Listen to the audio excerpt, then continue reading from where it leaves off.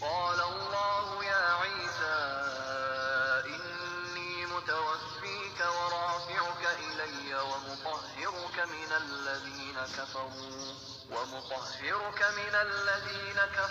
व जाइलुल्लज़ीन इत्तबऊक फ़ौक़ल्लज़ीन कफ़रू इला यौमिल क़ियामह ثم إلي مرجعكم فأحكم بينكم فيما كنتم فيه تختلفون।